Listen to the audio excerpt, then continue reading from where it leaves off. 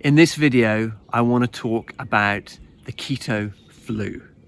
So when I first went into ketosis, when I first started the keto diet, I had quite strong symptoms of keto flu. I experienced getting really tired, like dopey, like tired, like really like properly exhausted, like probably 2 or 3 days into the keto diet. And my headaches got kind of more intense, more kind of deep, and I had a lot of snottiness in my nose, and I got quite a lot of like aching in my joints.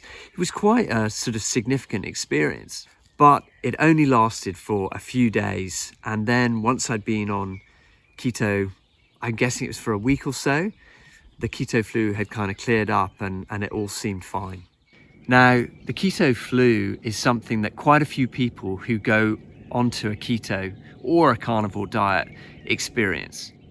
It's not like a super serious thing for most people, but it can feel like having a bad cold or even the flu for a few days, and for some people it stretches out into a couple of weeks, so it's not a lot of fun. There are many theories as to why we have the keto flu. Some people think it's kind of a detox as we move into a new diet, like the body kind of dumps certain things. Other people will say that it's just a transitional experience as the body moves from mainly burning glucose, like the metabolism, to mainly burning ketones. You know, that there's some mechanism in that causes sort of headaches and, you know, flu-like symptoms. I would imagine that our sort of gut biome has to adjust to a new diet. That could also have something to do with the keto flu.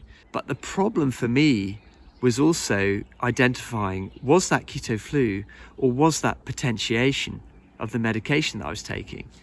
Now, potentiation is something that happens to a lot of people who start a keto diet. And what it means is, it means that our medication is kind of increased in its strength. And so often, for a lot of people, report that their side effects increase when they start the ketogenic diet. Some people, I imagine, they mistake this for keto flu, and some people mistake keto flu for potentiation.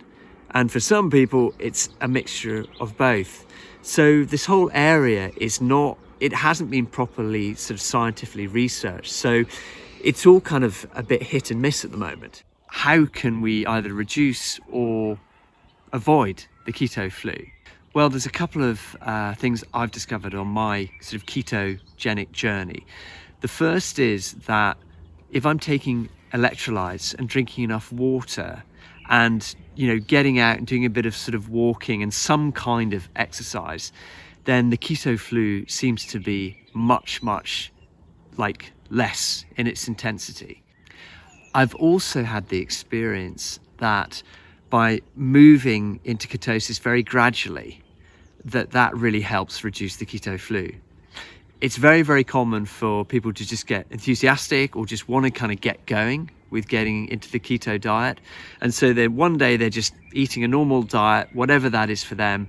And then the next day they're on low carbs, they're on high fat, they're kind of going for it. I'm not a nutritionist, but I think in general, it's better to transition slowly over a few days or even a week or two. I think that's just easier on our body. So by sort of taking it easy and just maybe going, you know, a bit of keto one on the first day and then a little bit more on the second, see how you feel. On the third, a few less carbs, you know, just generally kind of moving into it slowly. When I've done the transition like that, it has been easier for me. If you want to know more about potentiation, then please check out this video.